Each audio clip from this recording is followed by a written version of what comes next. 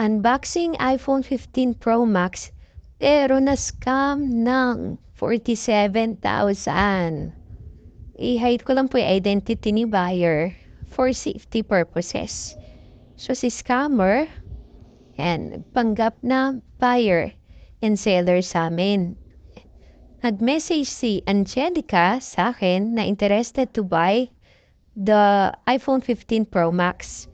At binigay ko yung number ko para tawagan daw ako ng asawa niya at wag ko daw sabihin na mahal yung binigay kong presyo, 68,000. Kasi 50K lang yung sabi niya dun sa asawa niya. So sa meet up, ang mag-pick up daw ay yung sister niya. So bank transfer yung transaction namin.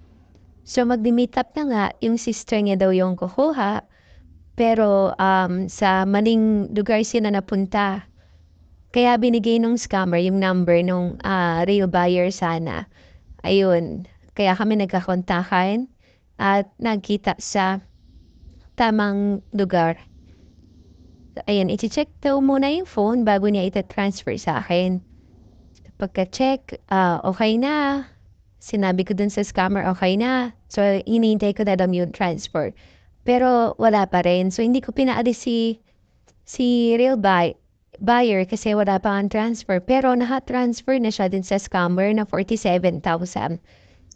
So, nagulat ako kasi 68,000 niya yung bigay ko dun sa scammer. Sabi ko, na-scam siya. Yun na, iyak na siya. Kasi 5 hours pa yung binyahin nila para makuha yung phone. Kaso sobrang mura, wala kang makikitang iPhone 15 Pro Max na 47,000. Parang pinarent pa daw siya ng sasakyan para ibawas na kasi 50K yung usapan nila. Ayun, iyak na iyak.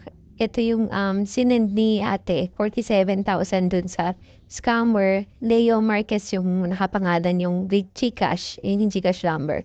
Punta na kami sa barangay, sa police, sa cybercrime. So, ito yung account na ginagamit ni scammer, ang Elito Lopez. Yan. Tapos, hindi na kami makamessage. Diyan, block na kami. Kahit i-open yung profile, nakalock na may profile niya. Ayan. Ito na may message namin nung Angelica. So, ang dami na naming message. Parang 4 days na hindi matuloy yung makuha yung phone. Parang lahat ng post ko kasi dun sa marketplace, pinost niya sa ibang site. So, nakakuha siya ng buyer doon kasi mura niya nga lang binigay.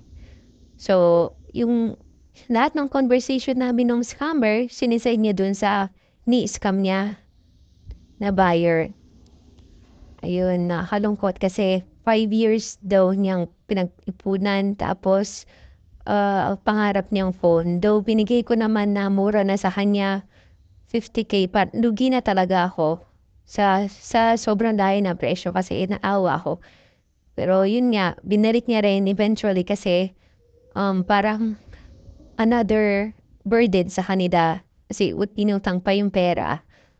So magbabayad pa siya para dun sa iPhone.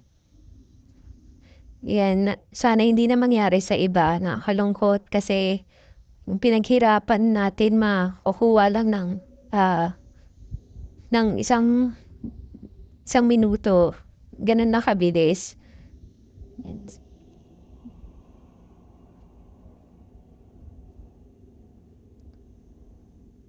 Share ko lang yung mga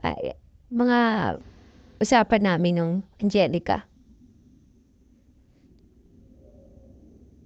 Hanggang hindi ko na nga siya ma-message. Tapos nag-change pa siya ng picture pag chinecheck ko yung gold ba namin. Sana wala nang ma-scam.